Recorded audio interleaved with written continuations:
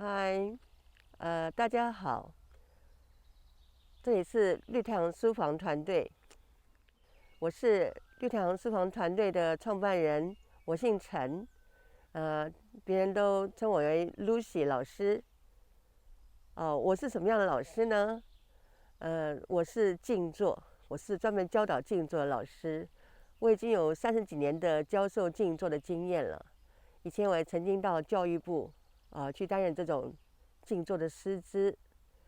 那今天呢，各位所看的这个地方看到我背后好像有一个神木没有错。这个地点呢是纽西兰北岛 Hamlana 国家公园的里面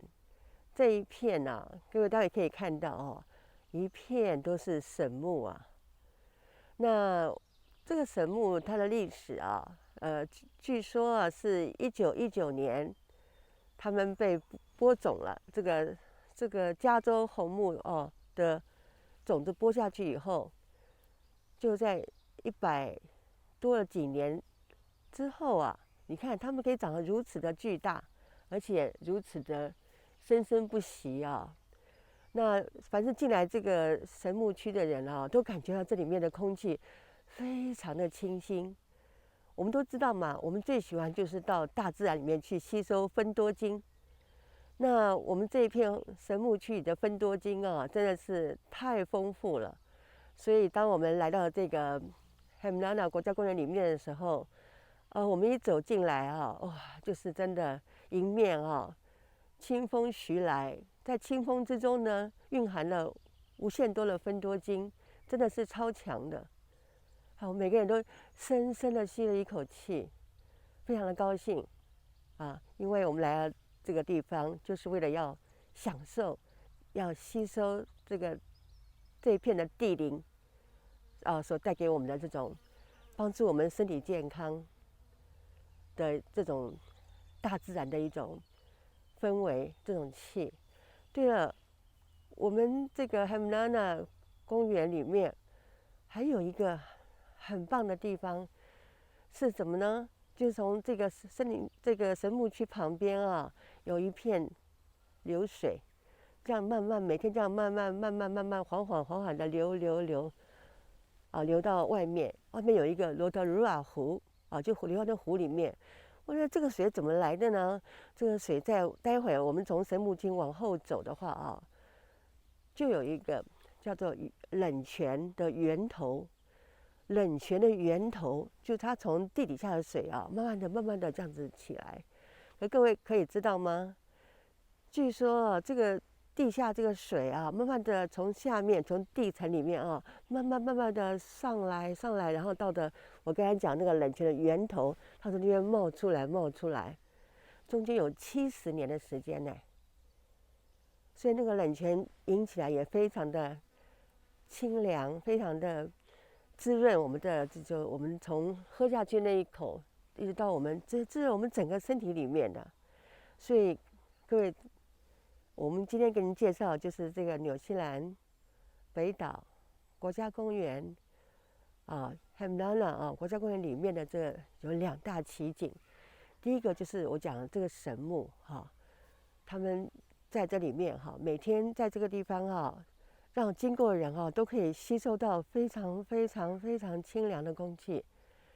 那今天呢，我来这个地方也是为了要教导大家一个如何正确呼吸的方法因为我有30多年的教学经验嘛。以前呢，我认为说呼吸很简单所以不是我们都会呼吸，那为什么还要来强调什么呼吸方法呢？其实呼吸才真的不简单。可是如果你愿意的话，今天陆玉老师就来教你们一个很简单的把你呼吸改变的方法。我相信在座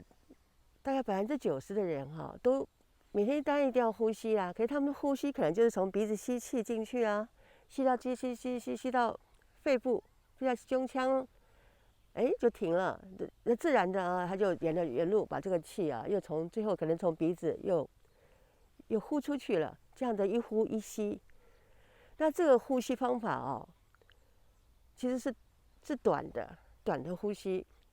然后呢，如果我今天教你们的方法是把你的呼吸延长，从你这个短的呼吸，把你呼吸延长、延长、延长，都要到达你的腹部。哦，让你的吸气吸到腹部，然后呢，吸满了以后呢，你停一下，沿着原路啊，慢慢的把这个氧气又慢慢的又给它呼出去了啊。这样的一个方法，我们称为长呼吸。那刚才我跟他说，你们一般呼吸就是吸气嘛，吸到这边胸腔，哎，然后就开始怎么样，就往外呼出去了。这样的呼吸是叫短呼吸。然后我刚才教的那个到达腹部的呼吸方法称为长呼吸。我们中国有一句就是，很早人就有这样的一种说法，就是说气短则命短，气长则命长。所以您看啊，呼吸短到这边，直到这边叫做短呼吸。你的呼吸如果延长到你的腹部啊，腹部下面这个地方就成为长呼吸，那就表示说你的呼吸如果从这个短的呼吸改为长的呼吸，那你的生命很自然而然就延长了，而且是很健康的啊。这就是今天我为什么要跟你们大家说明啊，跟教导你们怎么样把呼吸拉长。我记得有一位朋友啊，他很幽默啊。当我跟他说，哎，我来教你呼吸方法好不好？我还没讲完呢，他就说呼吸还用你来教吗？我天生就会呼吸啊。所以直到现在，我还是没有办法教他呼吸。其实我是一番好意了，好，因为其实呼吸啊，如果你能够把你的呼吸啊从这个短呼吸延长到腹部的这种长呼吸法，气长则命长嘛。所以呼吸呢，其实跟我们的身体健康是真的是息息相关的啊。以我们来说明呼吸的时候，我们把呼吸称为一呼一吸啊，一呼一吸，我们称为一息。息就是休息的息啊，这个息字。那一呼一吸呢，就是我们就要做一种调息法。我们怎样把这个呼吸啊来调整？要调整，让它呼吸啊，你大概花个几天的时间呢，就可以把这个呼吸从你的短呼吸改变为长呼吸法。好，就是变为以后你的呼吸呢，一呼一吸都是到达你的腹部了，下腹部。然后你再沿着原路把这个气慢慢的呼出去。那做这个方法有什么好处呢？哦，好处真的太多了。各位想象一下哈，我想我先用一个解释啊，就是我们中国有一本书非常有名的一种健康养生的书，叫做《黄帝内经》。我想各位也是有听过这本书啊，《黄帝内经》。《黄帝内经》上面，因为他们是用文言文的哈，我就简单把它改成就是白话的方式来告诉各位啊。他说这个呼吸哈，意思就是说，只要是这个人吃五谷杂粮啊，没有不生病的。哎，吃五谷杂粮跟生病有什么关系？那是因为《黄帝内经》啊，他们是古人的研究这种长生不老的这种学问里面，他们发现了我们人就是要吃五谷杂粮嘛，五谷杂粮当中啊，其实有含了一股气啊，一种叫做水谷精微之气。水就是这个水火的水啊，谷就是我们稻谷的谷啊，稻米的稻谷的谷，精微嘛，精是精神的精，微就是很微小的微，水谷精微之气。这个气呢，其实是我们看不见的，就是随着我们吃什么我们吃的就是五谷杂粮嘛，我们经过消化之后呢，就要到达腹部最后呢，我们就是把它排放出来。那大家以为这样就没有事情了吗？其实是有事情的。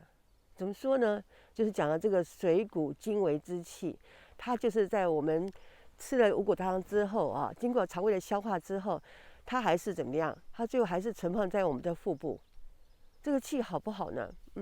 不好，它是一种浊气是一种不好的那种气。可是呢，因为我们人体的呼吸只有到了这个胸部嘛，到胸腔，我们没有下面没有呼吸，所以我们没有办法把这个不好的气，《黄帝内经》意思就是说，我们这个不好的气啊，哦，它有个名词叫做4个字，叫做糟粕之气。糟是糟糕的糟，粕是一个米加一个白，糟粕之气嘛，就糟粕之气，这位一听就知道，这个气不是很好的气，对。所以呢，这个糟粕之气啊，就是这个水谷精微之气，就一直随着我们人不断的这样子每天过生活嘛，这个气就在蕴藏在我们肚子里面。那年轻的时候，因为年轻身体好嘛没有什么不会有出现什么问题，反正往往人到中年以后呢，这个糟粕之气在肚子里面存了太多之后我们的腹部开始产生了一些病变，比如说那个男生来讲，他可能就是到中年以后，他可能比较容易产生在这种射护腺或者是这种或者说这种腹部嘛这些有一些病变产生。那我们女人呢，我们比较产生在这种，比如说我们的一些女人病方面比较那个，那这都跟这个气，这个不好的气在我们肚子里面有关。所以这就是为什么我要希望能够教大家怎么样把你的呼吸改变。你只要把你的呼吸改变那在你每天吸气，吸气，把它延长到腹部，然后呢，在你要把呼气的时候，你就顺便导引一种导引就是把这个气就沿着原路不好的气慢慢的就最后呢，从你的鼻腔呼出去了。我这个教的方法我后来研究以后，我就称它为天地正气呼吸法。就是呼吸法为什么前面要加天地正气呢？因为天地是有气的嘛，天地人活在天地之间，人有人的气，天有天的气，地也有地的气所以很多各位大家也听说过，有一些这些研究这些长生不老术的话，他们会去也是各地去采，或者说风水先生他们会去看那个地灵人杰嘛。如果这地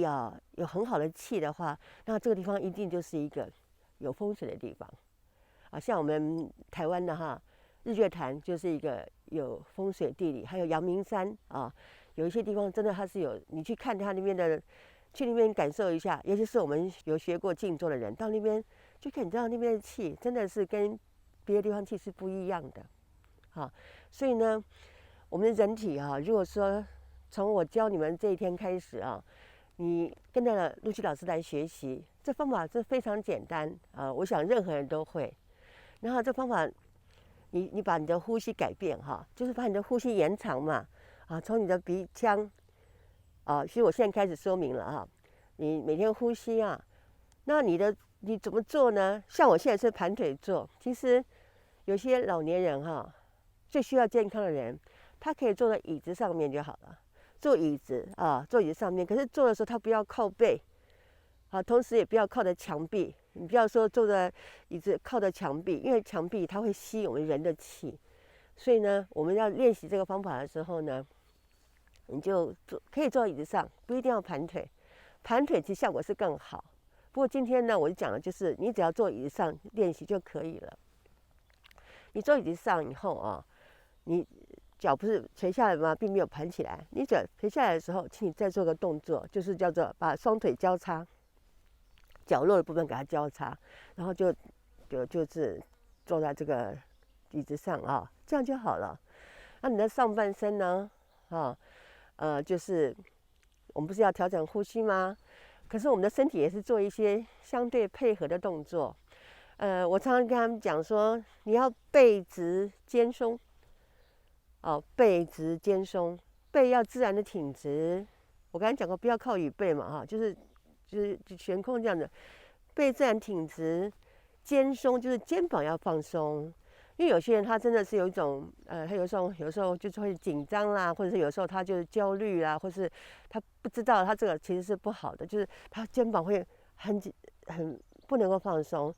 那我建议大家是把肩膀要放轻松好。那我刚有讲过嘛气短则命短，气长则命长。那以我的经验，我可以跟大家讲说，如果你今天把你的呼吸把你的这个短呼吸给它改为长呼吸，所以一般人讲的深呼吸，那最后到达腹部呼吸。你只要把你的呼吸从胸腔呼吸延长，最后到腹部呼吸。露西老师保证你可以健健康康多活10年因为你的呼吸要经过改变调整之后对你身体内部的健康真的是非常非常的有帮助的。好，所以我刚刚有讲过嘛你可以来试试看，这方法真的非常简单。刚刚有讲过，你是坐椅子上，然后背直，肩膀要放轻松。那这个时候你的头部要面向正前方正前方。为什么？因为这样子的话，你的这个叫什么颈部跟你的后颈的部分就不会有压力。我们现在要练习呼吸，第一个要让自己怎么样，不要有压力，在一个很轻松的状态之下来学习，来做这样的一个方法的调整。好，那接下来呢，就是你的这个做好之后呢，背直肩松，面向正前方，也就是说你的头不要低下来，也不要高。因为我刚刚为什么提到神木神木就是它就是因为吸收天地的灵气，它才能够长得这么的巨大，这么的长青。那我们人如果能够也这样子，在一个就是说一个方法之下学习之后呢，我们可以吸收这个天地的这种正气正气就是说天地之间的这个气是有好的气，可是有不好的气，所以我们只要怎么样能够吸收一种好的气正的气，那这样子我们的身体就会很健康。那当然有些不好的气，我想我待会再告诉大家什么是不好的气，我们怎么样避免它。我现在已经讲到了嘛，就是你要坐在椅子上那你就是开始练习你的呼吸。这个时候第一点，你要精神很专注。你在做这个练习这个呼吸动作的时候，你不要想其他事情，你整个心就是很专注在你怎么样把你的呼吸就是慢慢的延长延长到了腹部，然后接下来把你的这个腹部已经吸好的气呢把它慢慢的沿着原路，最后呢从你的鼻子记住是鼻子不是嘴巴再把它慢慢的呼出去。你只要改变你的呼吸方法，我说过嘛，你可以健健康康多活10年。好，那接下来呢，再来做一个动作这个动作有些人可能也听过，可是有些人可能也不知道。这个动作叫做舌抵上颚。我们的舌头舌头呢抵就是一个提手旁这个抵抵住哪里呢？抵住我们的上颚，上颚就是上面的口腔嘛好。那请你做这个动作，你现在马上可以试验你的舌头呢，请你要把舌头轻轻卷起来，你的舌头因为这个舌头的舌背后面是有2条青筋，对不对？好，你现在就是把你这个卷起来，轻轻卷起来这个舌头后面有2条青筋，好，你就把这一面由青筋这一面给它往上抵住你的什么？你的上面口腔前面是你的牙齿，后面是你的喉咙，都不要，你要抵住上面这个拱起来这个口腔你的舌头慢慢抵住上面口腔，然后你就把你的嘴巴轻轻的闭上把这动作做好。舌抵上颚，舌抵上颚有什么好处呢？当你做这动作的时候你做了不要给它放掉，就是舌抵上颚抵住你上面的口腔，把嘴巴轻轻的闭上。你过一会儿可能就发现，我好像喉咙里开始有口水，慢慢的分泌出来了。其实舌抵上颚这个动作真的对健康有很大的好处的。我举个例子就说一般来讲去做全身麻醉的病人如果家人里面有人做全身麻醉，那全身麻醉各位知道吗？他在10个小时之前就不准喝水啦，也不准吃东西所以呢，嘴巴呢，你知道在等待的那个手术过程当中已经被推到这个手术室，在那边等待的时候，你已经有长达8到10个小时你是不能喝水的。这时候你会觉得口干难耐啊，怎么办呢？不能喝水啊，一定要手术完了之后啊才能够喝水。所以这个时候呢，如果你会这个舌底上颚的动作哈，或是说家人如果是需要做这样的手术的时候，你可以教他这个舌底上颚，就是我刚才讲过嘛，你把舌头轻轻卷起来，往上抵住你的上颚骨，然后把嘴巴闭上了。这个动作过一会儿会让你开始慢慢的分泌口水出来。口水越积越多的话啊，因为当时因为待会你是在静坐嘛啊，在静坐，所以说你可能说哦口水多了怎么办？没关系，这个口水啊，经过你每天这样练习以后，它会变得非常的有营养哦。它不是一个不好的事情，它是一个很好的水了。你就把它一小口一小口慢慢的咽下去，慢慢咽下去。好，那这个时候呢，我请大家哈。另外做一个手势，这个手势啊非常有用。比如说，如果你在冬天很冷呐，好，有些人他天生手就会冷，手脚都会冷。你做一个手势，这个手势哈，跟宗教无关哦。我所有的事情都在跟你们讲的，都是跟大自然有关，跟灵气啊，跟这个气有关，跟天地人有关，可是跟宗教无关。因为其实所有的宗教也是从观察大自然，他们才后来变成某一些宗教嘛。所以我是直接以我30几年经验，我直接告诉你大自然的奥妙。大自然气对我们人的生命是非常非常有影响，很重要的哈。好，那现在回来讲我们的这个谁的静坐怎么做呢？哈，我刚才讲过，你坐椅子上，背直肩松，面向正前方啊，不要低也不要高。舌底上颚哈，上颚后呢，请你结一个手印啊。那手印其实就是要帮助我们都知道人体有什么任督二脉呀、奇经八脉哈，那些啊你要懂的是最好，不懂也没关系。我只是教你，你结一个手印，就是要把你为什么我刚才讲过双腿要交叉呢？啊，同样你的手呢，你2个大拇指啊，大拇指最好是不要留指甲，哈，你2个大拇指啊轻轻接触。啊，那右手在上面，左手在下面啊，这样相叠之后，你大拇指轻轻的接触，好，两边的肉轻轻接触，不要松掉哦。就是在你的练习过程当中，你是要把这个这样轻轻的接触，这样代表你的身体的气脉怎么样？它会直接的会在流动，啊，是联合的。如果你没有给它接触的话，就松开了，那就效果就减半了啊。好，所以我们把2个大拇指轻轻接触，手结这个右手在上，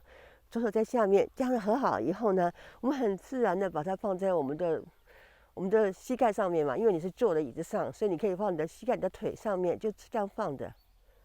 啊，很自然就这样放的，那全身放轻松，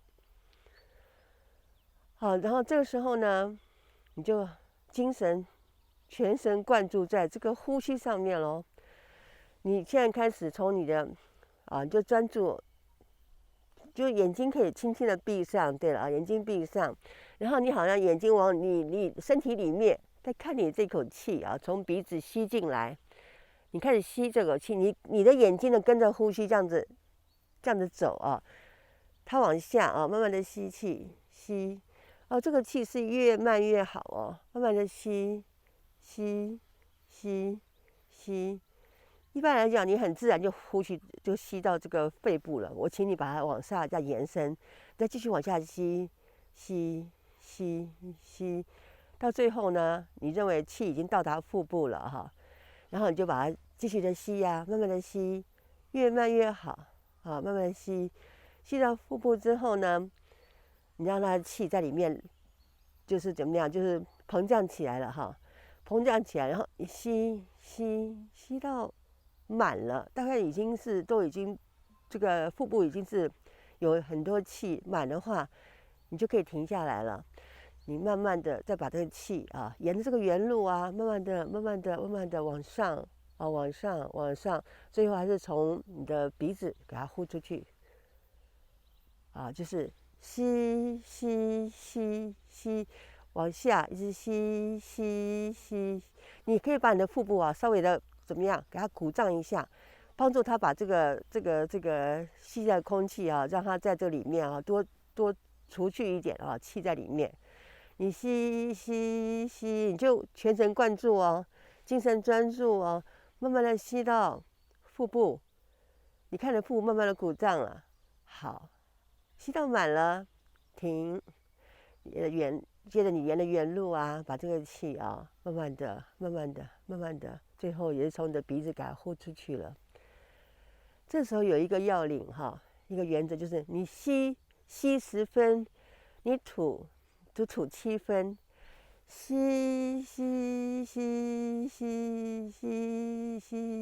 吸到满，停一下，沿着原路把它沿路慢慢的、慢慢的，也是慢慢的，越慢越好哦。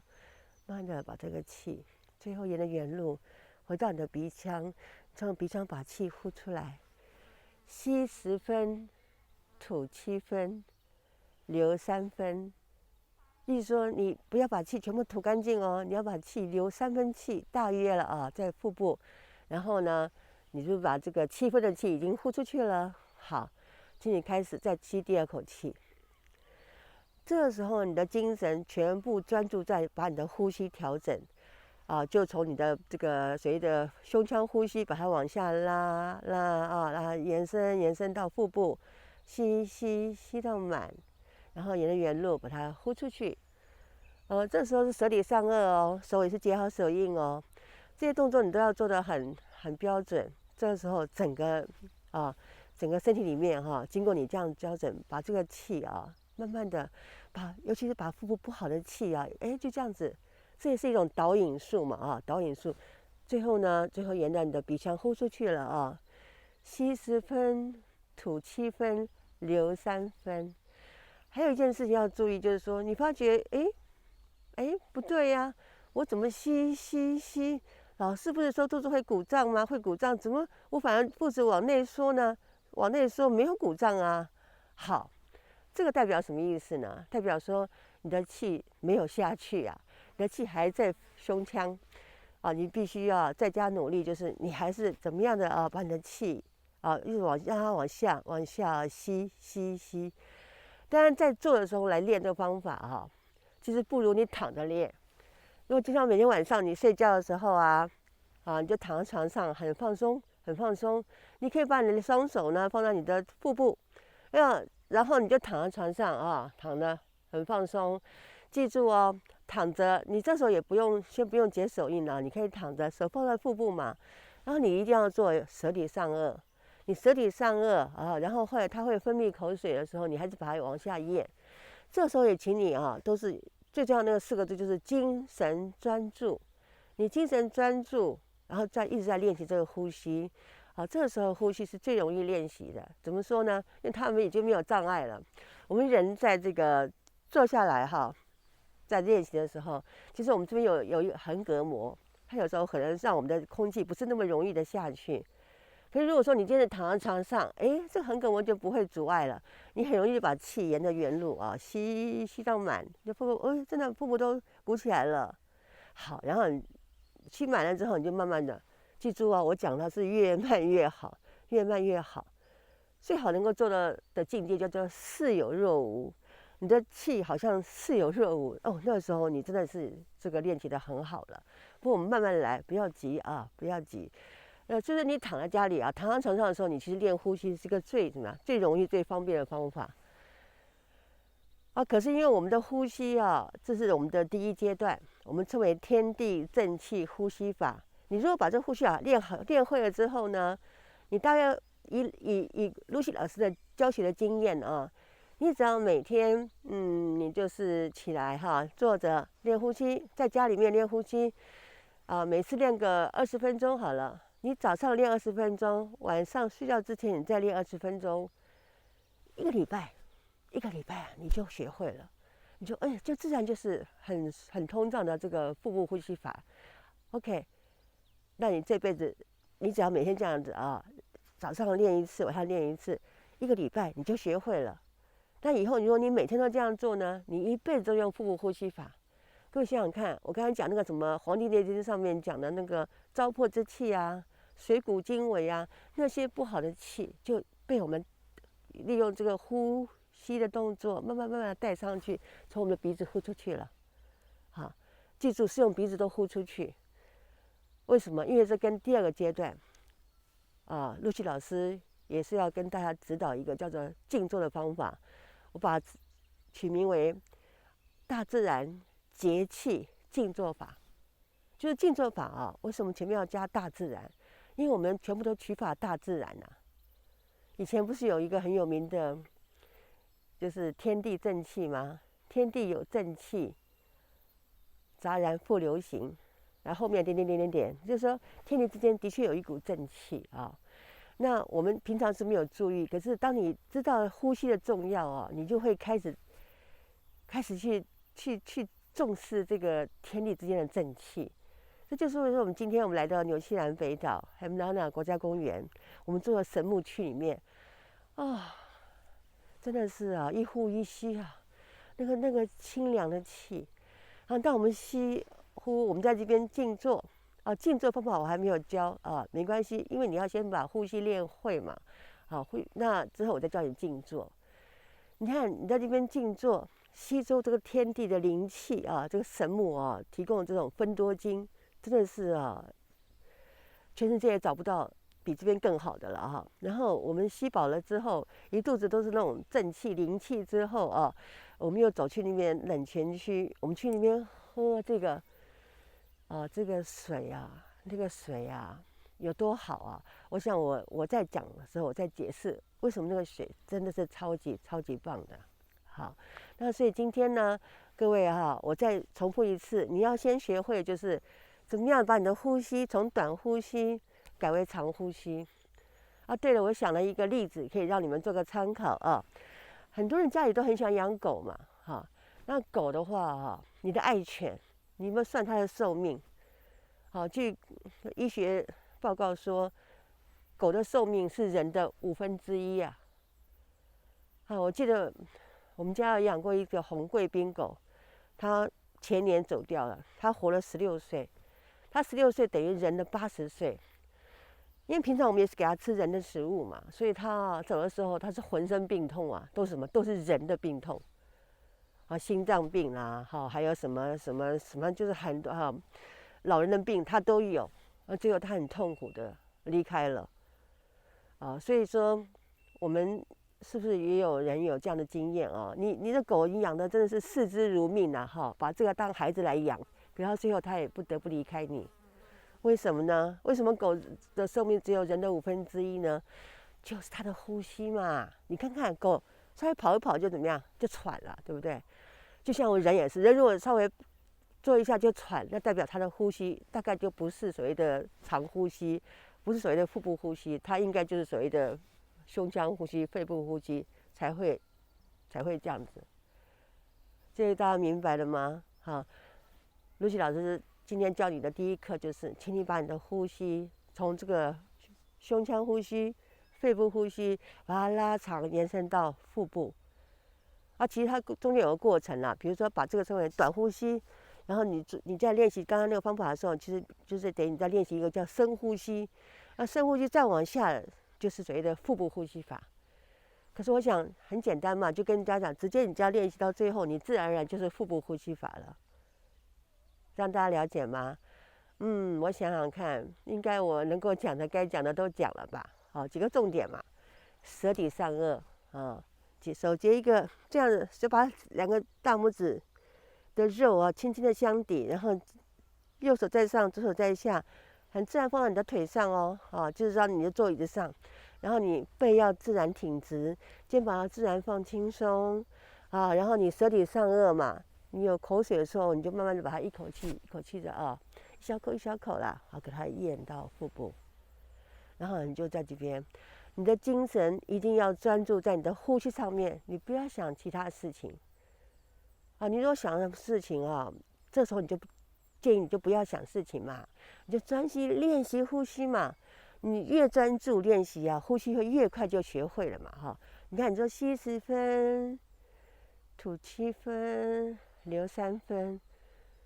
如果人家也是躺在家里面这个呼吸练得更快，很容易就学会了但还有一个方法是站着练呼吸。站的怎么站呢？我简单介绍一下哈。站着练这个同样练呼吸，就是把你的双脚站好，与肩膀同宽，因为这样站着你不会摔跤啊，对不对？你站了以后，因为你要眼睛闭上嘛哈，眼睛闭上也是让你专注，你眼睛往外看，然后看着外面的这些人事地物。可是我建议你是，你现在要专注你的呼吸的时候，你的眼睛是要往内看，看你的呼吸，跟你的呼吸一起下去，要跟它一起上来啊。每天呢，你这样子练习，就把你身体那些不好的气呀、浊气呀、废气呀，哈，甚至已经生病的那种病气哈，都把它慢慢的给它呼出去了，呼出去了，呼出去了。然后，如果你能够像我们今天能够在这个 Hamlana 这个神木区啊，国家公园的神木区里面练习这个呼吸方法，哇，那实在是太棒了啊！真的是，我们就觉得哦，我们好幸福哦。不过我们也是，你看，我们从台湾坐飞机啊，好要坐10几个小时哎，能够来这边，不就是为了追寻一份大自然的天地灵气给我们使用吗？对不对？好，我想我今天第一堂课给介绍啊，就是这样子啊。我现在还有第2堂课，我再跟大家再来分享一些我个人的一些修行的经验啊，修这个静坐，哈，因为其实静坐才是我们的目标哈。呼吸呢是改变，因为我们人哈，其实除了呼吸之外啊，我们人间还有很多的事情。如果我们能够透过静坐，我相信啊，你会活得比现在哈更安心、更圆满、更健康、更快乐。好，谢谢大家，谢谢。